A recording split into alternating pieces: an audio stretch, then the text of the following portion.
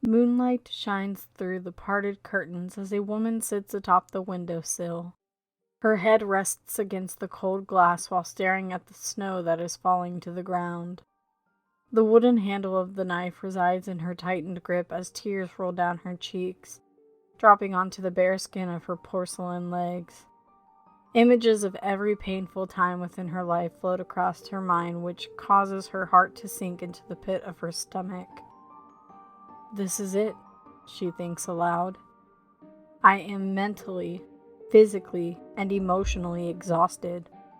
All of the pain can finally end. The woman's life had never been easy, considering all the things that had happened while she was growing up.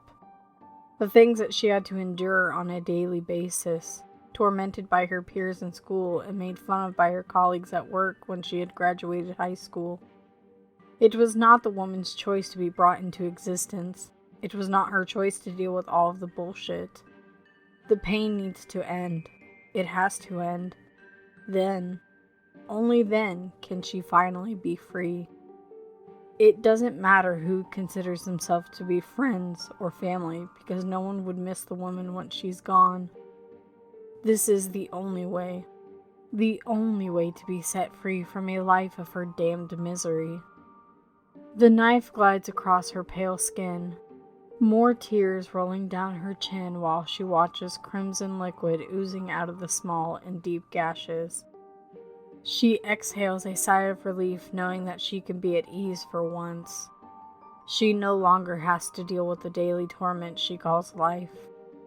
Blood drops onto her left leg, rolling down the side before falling to the floor. It seeps between mahogany boards, destroying beautifully built spiderwebs as the liquid travels further and further beneath the house, until it lands on a pair of decrepit, dusty lips. A long, dry tongue pokes through the lips, gliding along the dark-colored liquid. The lips part, the jaw muscles moving up and down as if trying to work out any and all kinks. Dust-covered bones of the figure's arms and legs crack upon being moved after so many years of laying dormant. The skeleton slowly sits up, flesh slowly crawling along the bones where muscles and tissues had been once upon a time. The thing moves its head around in a clockwise circular motion just as its head snaps up toward the floorboards. The woman's loud weeping travels through the ventilation system of the house, causing the figure to stand up, cracking the entire way. The figure slowly crawls its way through the foundation of the basement, the boards above being busted and tossed upon big, burly shoulders touching them. The critters within the walls and on the floors scamper in different directions. The creature continues to climb through despite the vile little things around him. The weeping woman has drawn his attention. The pain she feels within her heart radiates his entire being, bringing to life the desire for mayhem that he once had. Bells jingle louder and louder with every floor that is torn apart until finally the creature bursts through the boards to where the woman is held. The woman is startled by the sudden commotion. Her blue eyes widen at the sight of this ancient creature, yet she is too sad to cower in fear. The creature approaches the woman, tongue gliding along his lips once more as he towers over her. Her back touches the cold glass of the window as the creature leans closer. Skin still crawls along his bones, the brown of his irises returning to the shade of light that they used to be. The white beard on his chin quickly changes to a sleek black color while the rest of his being is restored. "You're sad, my child," the creature harshly croaks. I'm fine," the woman says. "I know this to not be true. How about we make a deal?" What kind of deal?" "Well, Your liquid is the thing that brought me back to life. I require more of it in order to be restored to my truest self. However, in return for the nutrients, I shall punish the people who have hurt you." "That's all it takes?" she inquires. "Indeed, my child, that is all it takes," the creature nods. The woman nervously chews the inside of her left cheek, her mind attempting to decide upon which she should do.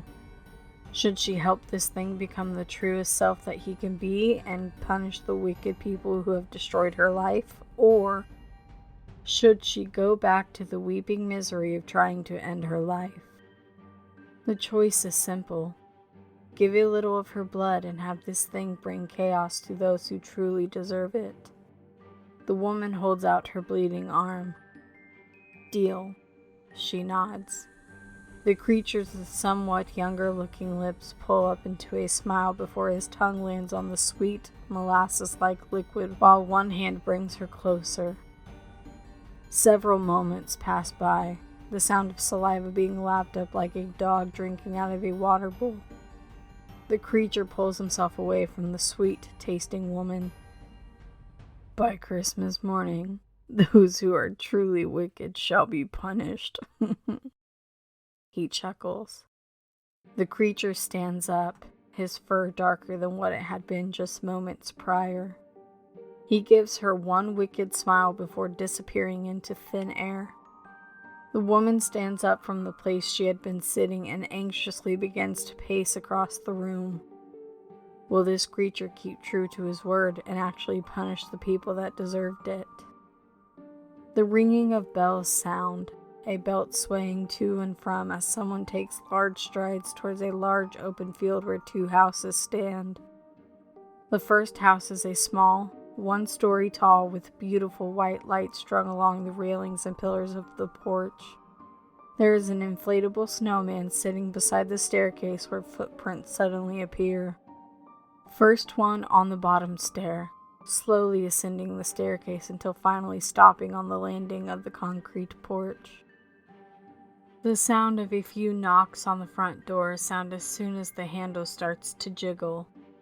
This causes a light in the house to turn on, the door being quickly swung open by a tall, groggy-looking man.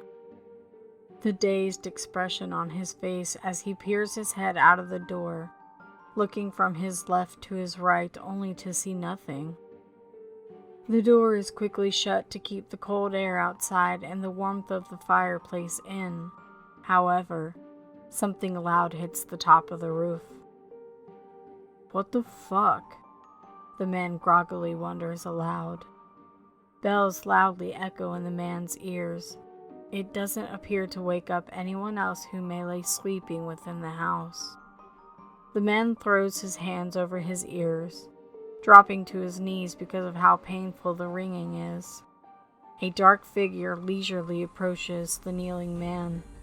A dirty old sack lands on the floor just as the figure extends a large, black hand with lanky fingers. The man's entire body tenses upon feeling long fingernails land in his hair. His hands fall to his sides while his face strains of all color. It seems like the man is fully aware of what is happening, of what is lurking in the shadows behind him, about what is touching him. The man's jaw falls agape as if he were going to speak. However, he isn't given that chance.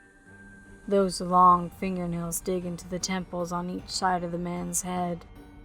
Blood begins to seep out of the small puncture wounds as those dirty nails drive deeper and deeper into the man's skull. Bone crunching echoes throughout the quiet room. The only other noise being heard is the sound of a crackling fire. Muscles, tissue, and even some veins fall to the floor as the wounds in the man's head grow wider. The hand makes a sudden upward motion, splitting the temples wide open. Brain matter lands on the floor in a messy, red clump. The figure grabs the left arm of the man's body, chuckling loudly as he stuffs the limp body into the red sack. Every room is empty upon the figure taking a peek into them. He disappears from sight only to appear once more at the second house. The door is knocked on. The hand jiggled much like the first house. Hell. Even a light turned on, yet this time there was no banging on the roof. No.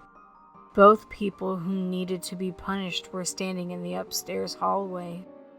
A short, blonde-haired woman stands in front of the staircase, her hands tightly pressing against her ears, her attempt to stop the ringing.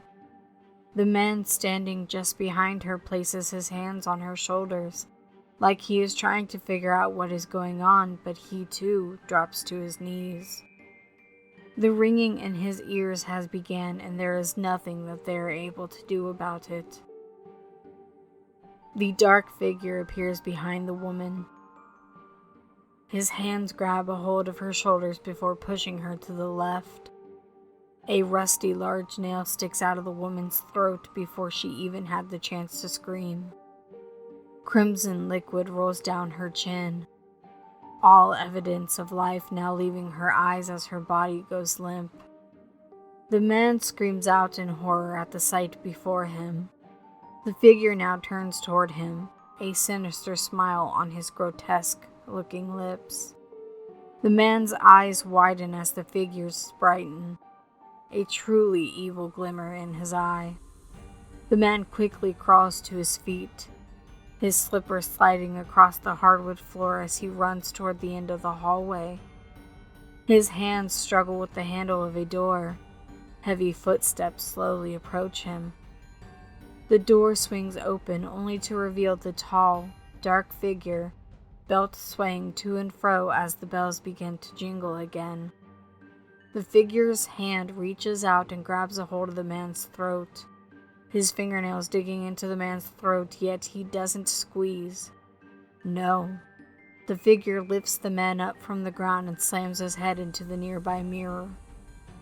The mirror shatters into many differently sized shards, and the biggest shard possible punctures the man's left eye. The tip of the glass protrudes out of the back of his head as the figure menacingly chuckles. The figure heavily stomps his way out of the darkened hallway, one small stride at a time as he drags the last victims' bodies behind him. A trail of smeared blood being the only evidence of a crime left behind. The figure pulls the woman's body from the nail hanging in the wall and stuffs each body into the burly red sack before hoisting it over his shoulder. The figure's weight makes the stairs groan beneath him as he descends the staircase and disappears from sight. The woman whom was weeping not that long ago still paces around the room she had been confined to when the figure appears. He drops the burly red sack on the hardwood floor, which startles the woman. He unties the golden string from the top of the sack, the 3 bodies of her truly evil companions spilling onto the floor. The figure, he satisfyingly smirks down at the woman, proud of the work he had promised to accomplish by dawn of Christmas Day. A promise he kept true. The woman's eyes widen for a mere moment, shock consuming her face, yet it quickly disappears once she looks up at the creature. A small smile creeps onto her lips as she takes a step closer to him. My word to you has been kept, as has your promise. Our deal has come to an end, and your pain shall now end, the figure says. Thank you, Krampus. The woman nods. Krampus shoves the bodies of his victims into the red sack once more, retying the gold ribbon before placing his hand on the woman's cheek. He gives her an understanding and sincere smile before disappearing. The woman is not able to hear the ringing of bells as Krampus trudges toward the sidewalk, the frigid winter wind blowing through his beard as well as his hair. Blood, pure and sweet, innocent when tasted, had been the one thing to bring the Christmas devil back from his slumber. The pain of an innocent young woman had made his desire to continue punishing the wicked grow stronger. Blood, in its truest form, is the reason why Krampus continues to deliver his punishments. Be careful when listening to the wind on Christmas Eve. You may just hear the ringing of bells, and if you do, well, you'd better run.